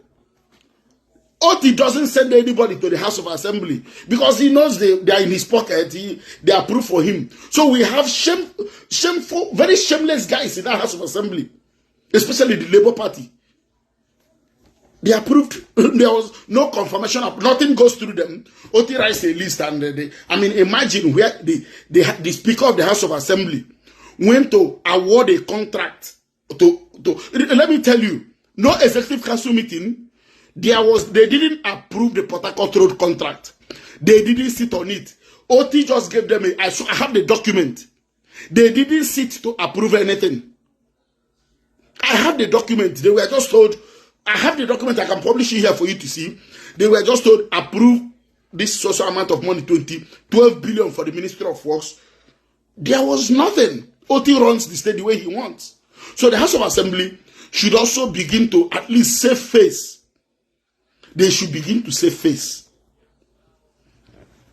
Then judicial stroke quasi-judicial functions. This is another thing the House of Assembly should do. I mean, they are also a panel. They're almost like a mini court. They should be investigating things. I know they are doing one or two things. But we want to see them interrogate. When we talked about, I want to see the House of Assembly interrogate this 30 billion naira contract. This 8 billion contract at Omoya. That is a rape of Abia. We've talked about it. People have written. Everybody has. People have gone to national TV to talk about it. The House of Assembly is dead. They are also a judicial. They are also empowered to begin to look into these things. But they are technically dead. Transparency of legislative operations. They don't have a website. They don't have a website. I'm not even sure. No, we don't even know who is who. I don't know if we don't even. There is no transparency. Their proceedings are not televised. Confirmation of those that Otti imposed on them as commissioners or whatever, none was shown on. Imagine at least we were able to see the judgment they gave to Tinubu last week. At least we were able to see it. We should be able to see proceedings in 2023. The House of Assembly does not exist. Access to legislative information. They don't have a website. We don't. You don't know what is their website? What are the bills? What are anything? We only see people take pictures. We only see them, friends visit them, and they take pictures and post on social media. And we've given them 800 million in 3 months. Okay. Now, constituency relationships. You know how it works. They've used our young people to post their pictures. At least the constituency relationship is Erondu Junior went for burial today. Erondu Junior went for child naming the ceremony. These are the kind of nonsense our graduates post for the people abusing them. Cost of operations, you've seen it. 800 million under Ikuku. Ipazo spent about 22 billion. About 22 billion, I think, under Ikuku.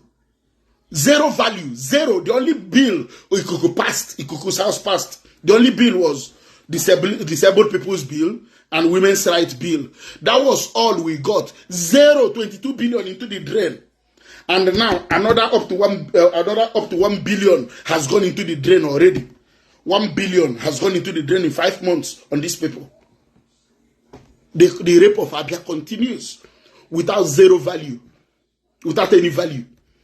Now, general value to Abians, which is the next one, zero. So if you look at everything I've talked about the House of Assembly, very poor.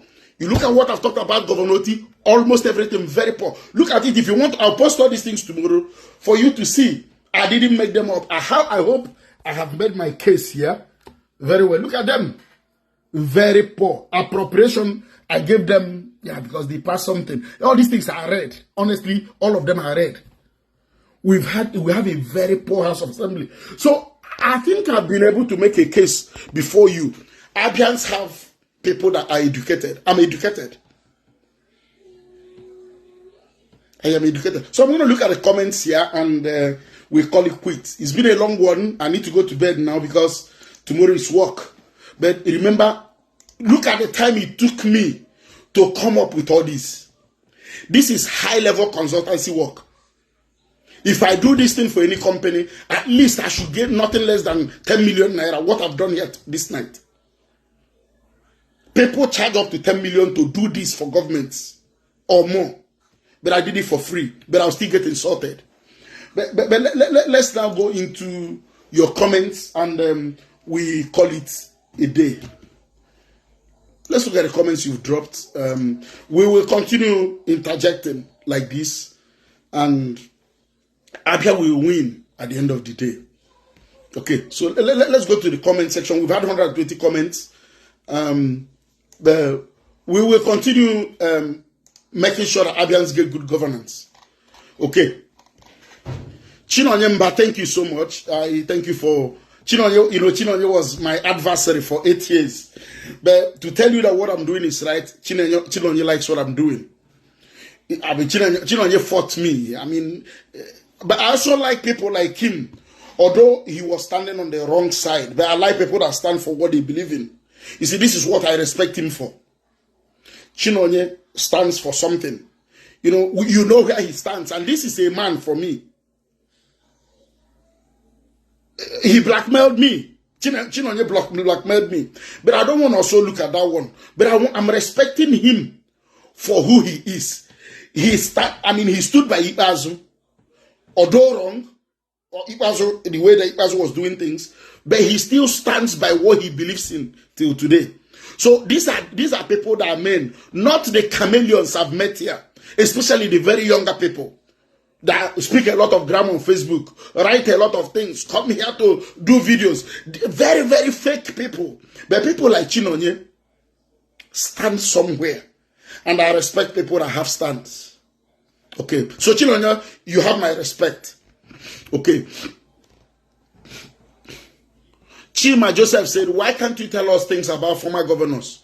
Sorry, Chima. What the former governors did, why I showed you Ikpeazu versus Otti by this time last year, what I showed you is for you to know if we have made progress. Yeah? But it shows that we are going down. We've not made any progress. But now, can I ask you, my dear brother, Chima Joseph, can we change what Ikpeazu did? We cannot change what Ikpeazu did. But we can affect what Gov.Otti does. So I would rather spend my time on what Gov.Otti wants to do and what he's doing than what Ikpeazu did. We cannot change whatever Ikpeazu did or whatever TALG did. We should always remember what they did. But we don't need to spend energy on those. We need to spend energy on what we can change. So I hope I've answered your question. That is why I don't waste time. Although I mentioned the atrocities, the crimes they committed against Abians, but I don't go back to spend time on them. I spend time on Otti, which is what I can change, okay, or what I can affect. Mazichi Kadele said, okay, our 2 billion naira palliative has entered voicemail. I don't have information about the palliative, so I'm not going to discuss that. But Gov.Otti, if you know that you were given palliative and you haven't given it to Abians, please make sure that Abians get it. But I don't have any information on that. I'm not going to talk about what I don't know. Mascot Nwokuku said, let's give him more time. The 25 billion is to sanitize the poisons of PDP. Well, we can't give him more time. if you give him more time, what you're going to get is also this type of report where he will write. I mean, when I say the people we are calling for my head, he will also, by the end of the next quarter is October, November, December. By the end of December, he will produce another report and tell you I spent 6 billion running my office. You can't do that. But if you begin to challenge up now, Obulo spent the 5.3 billion this last quarter. Now he can come down. We did it to Ibaz and he worked. That is why you saw Ibaz begin to do things at the end, towards the end of his tenure. And can I tell you that Governor Ibaz is grateful that I was able to call his attention at that time. The former governor is grateful.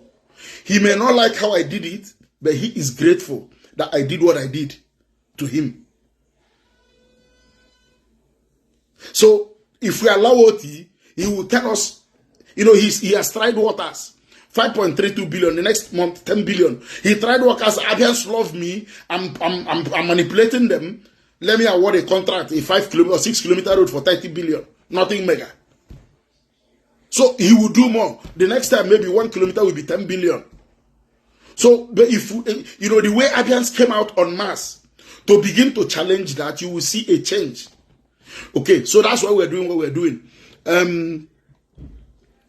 Okay, Engineer James actually said prosthetics. James, I'm not English. I'm an engineer.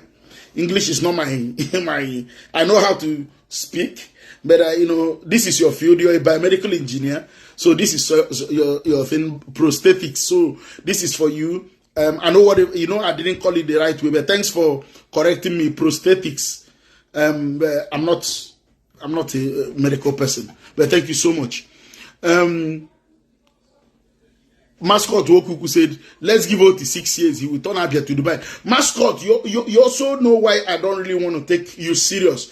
Is that you guys also defended Governor Ibazo for 8 years, when he was sinking. So this is why, you're my very good friend, my very good young friend. But you people defended Ibazo even when he was sinking. So that is why the Labour Party might begin to frown at you when you write about them. Okay, yeah, he went to Hungary that needs investors. So let me show you why I said that Governor Otti's trip to Hungary was flawed. I'm going to use an economic website to show you why Governor Otti's trip to Hungary was, number one, flawed. Number two, the type of people he went with was flawed. Let me show you this. I'm going to show you something now.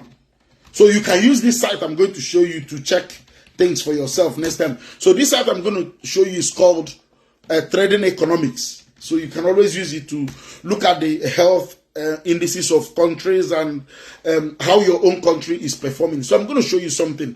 So it's called Trading Economics. So some of us are educated in this area. So Trading Economics, this is Hungary indicators. Hungary, yeah? So I want you to look at this. Balance of trade. So it tells you the things that Hungary is doing well in terms of, their GDP has declined. Their GDP is declining. So which is the economic growth. They're having economic decline. So you can look at it. They're declining. Their GDP is declining. Okay? But that's not what I want to show you. Their unemployment rate is a bit low, 4.1. Inflation is high, but not like Nigeria. But I want to show you their balance of trade. Their balance of trade is actually reducing. It's looking good, but this was August 2023. Their balance of trade, it looks a bit healthy. The last time I looked at it, it wasn't very healthy. But Otti might be right. Let's see. Hungary posted a trade surplus of 708 million in August 2023, shifting from 1,577 million in the corresponding month a year earlier. It was the 7th consecutive month of trade surplus as exports decreased by 1.5% year on year, while imports declined. Okay. So honestly, let's also be real here. I don't like saying negative things. Hungary is actually, so I don't know, people are saying that Hungary's economy is, that Hungary is importing more. It's a lie. So from what we can see here, Hungary is exporting more than, so they've saturated their economy and they are exporting more. So Hungary does not have a trade deficit. Okay, the wise, you said, what is their trade volume compared with Nigeria? Nigeria does not produce anything. So I'm going to give out the credit on that. See, I'm not going to come here to talk down a man for positive decisions. So going to Hungary looks okay, considering that they are producing enough for their own economy. Let's correct that impression.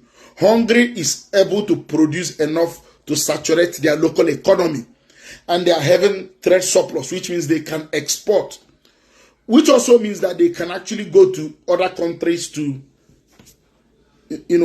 produce goods. But there's a caveat here that something that should shock you. They had a decline. They were exporting they had a trade surplus of 1.58 billion. And it has declined to 0.71 billion. So they are going through a decline at the moment. They are going through a decline.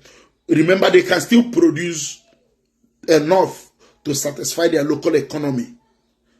But they are having a decline in exports, which means there's something wrong. But is it a healthy economy that the country can come and establish business in Nigeria?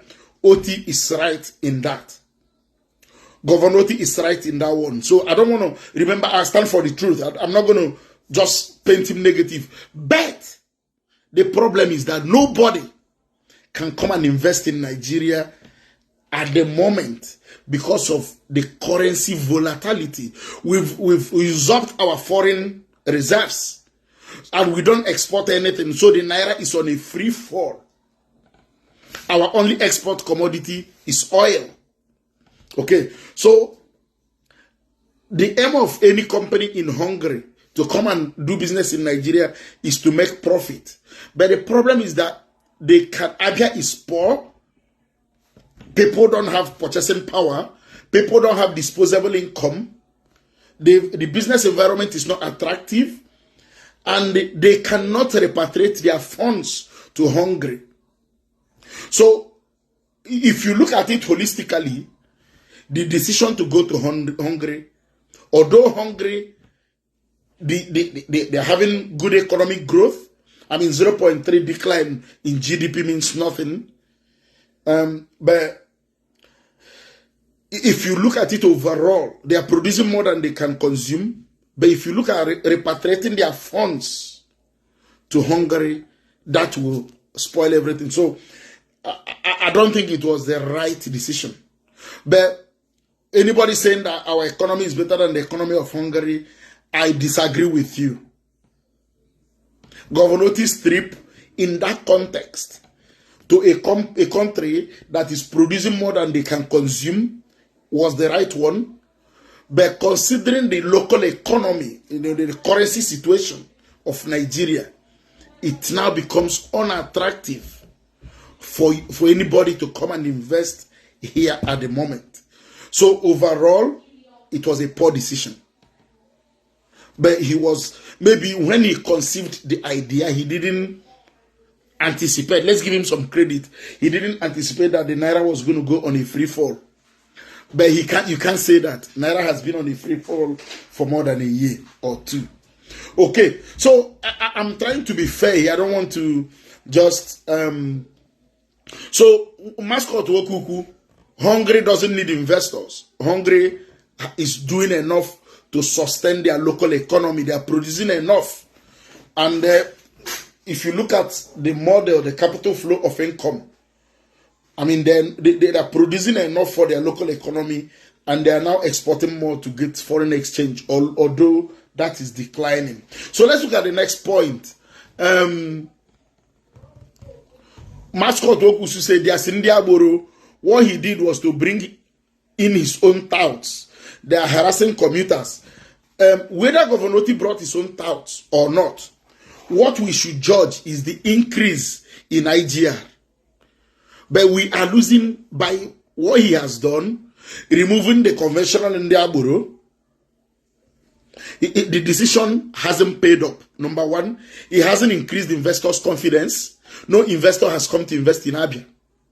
Yeah?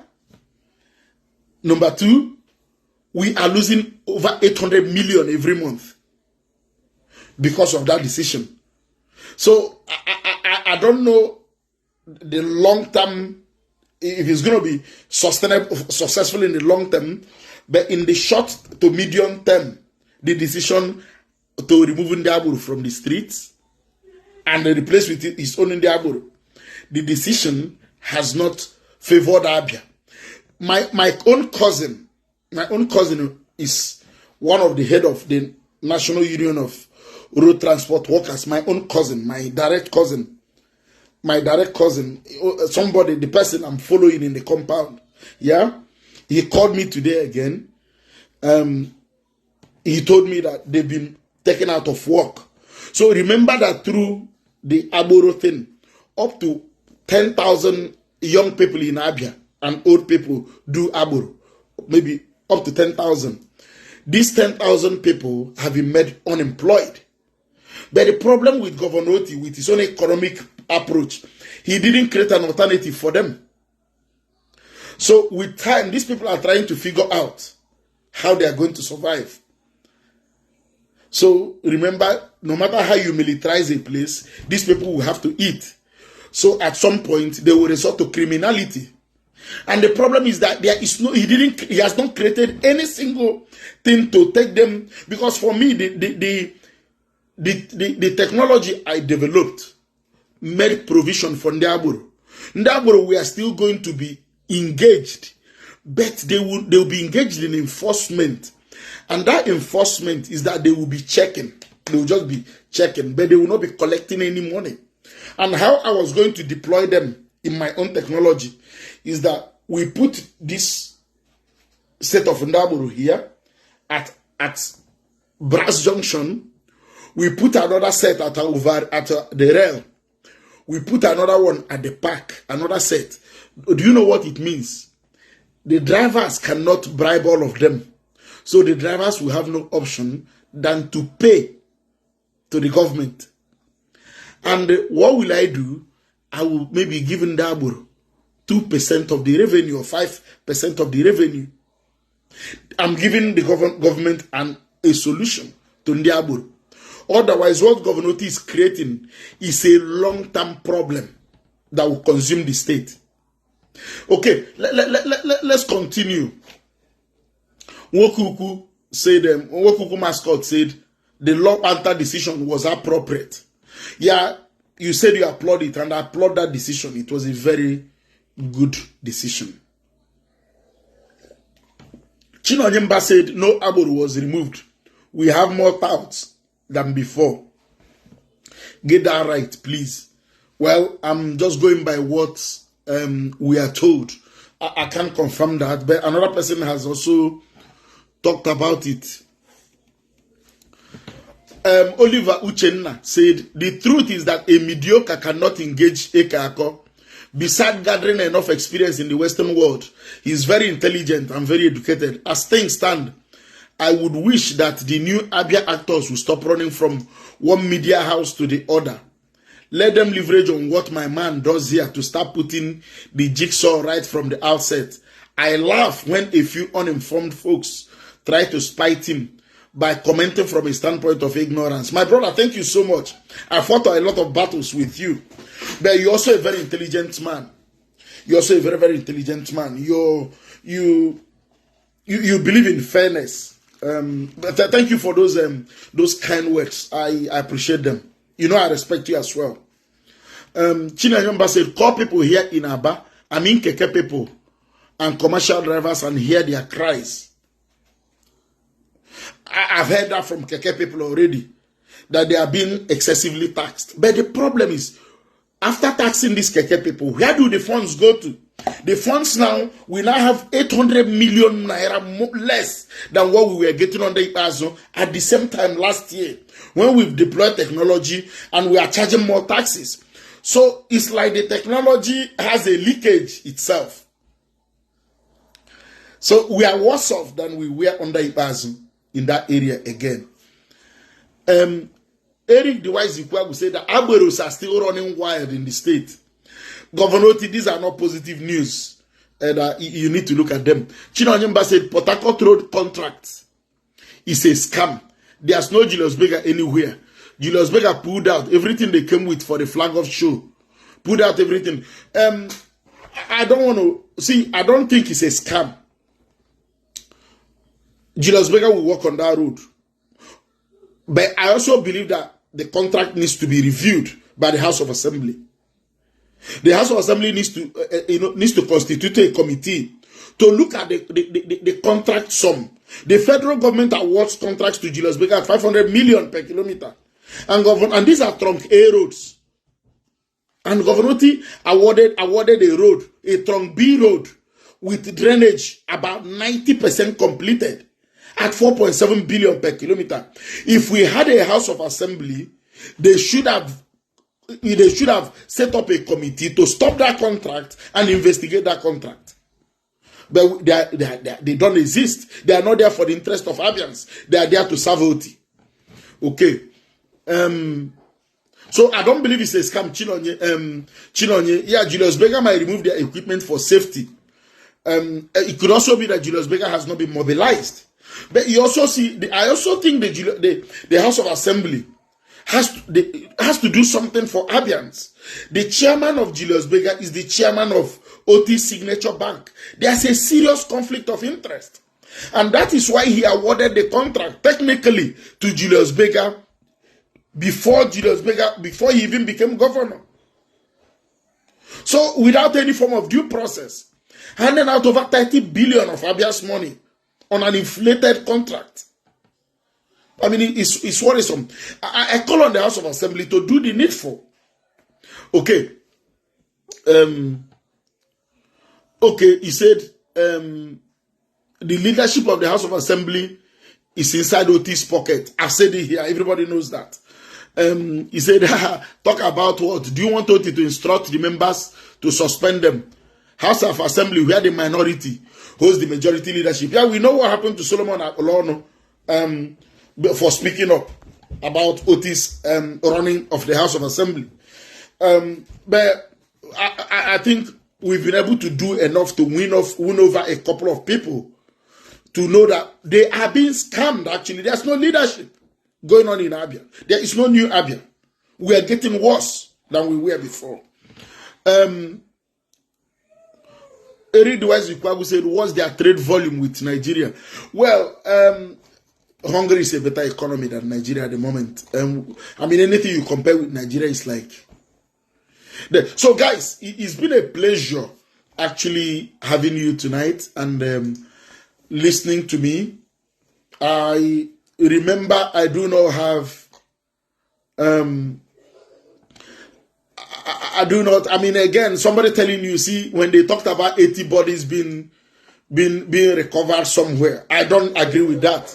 I think I'm not sure, but I think this is an attempt to justify the huge security vote of 2.8 billion when Ebony is spending 350 million on security vote.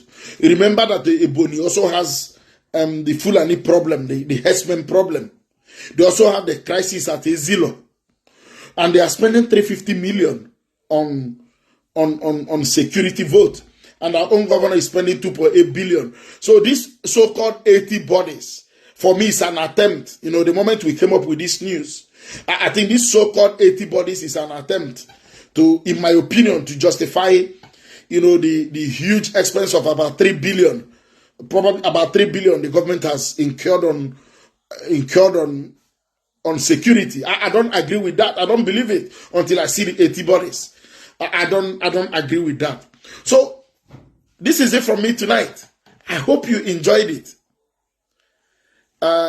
Sorry I couldn't see the 120 comments in all, But I am here for the interest of Abians. I'm also here to make sure that Gov.Otti wins.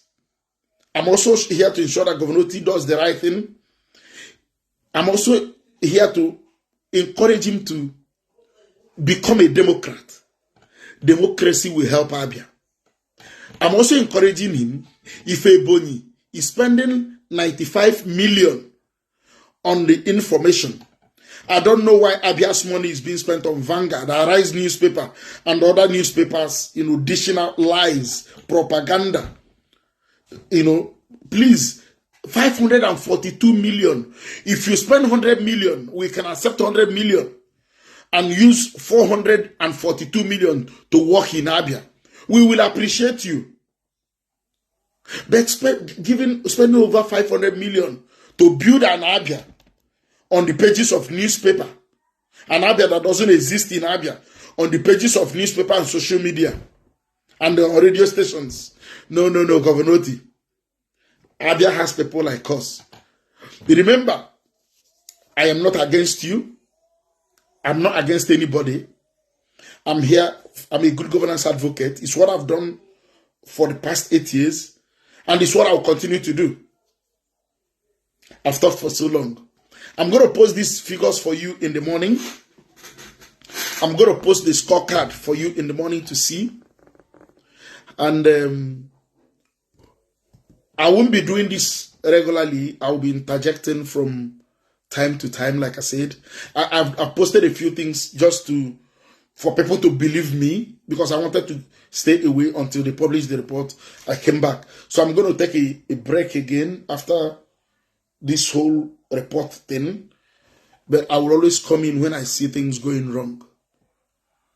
But until then, let's join hands to build Abia. Let's join hands. It is not a fight between Ndengwa and Ndiaruchukwu. It is not a fight between Ndengwa and Ndomwaya. Poverty in Aruchukwu is poverty in Isialangwa. Poverty in Okwa is the same poverty in Umunnochi. It is, see, the politicians are not enemies. My friend Ejinenwaf is not an enemy to Alex Otti. Ipahazu is not an enemy to Alex Otti. They are united. Use your number 6. You are the victim. You watching me are the victim. You, until you realize that you are the victim. It's not about Ongwa. It's not about Onhofia. When I talk about Ongwa, is that Otti decided to practice nepotism. That everybody, 90% of the people in his government are from Aruchukwu. Yeah, I thought, you have to be fair. There should be fairness. There should be, in a state like Abia, there should be equitable distribution of positions. There are competent people in every local government. But in a situation where the secretary to the state government, the accountant general, the commissioner of works, the commissioner of environment, every key position you can think of come from Aruchukwu in a state where you have 17 local governments, then there should be something to worry about. Until I see you again, let your heart go on singing. Have a good night, and God bless you.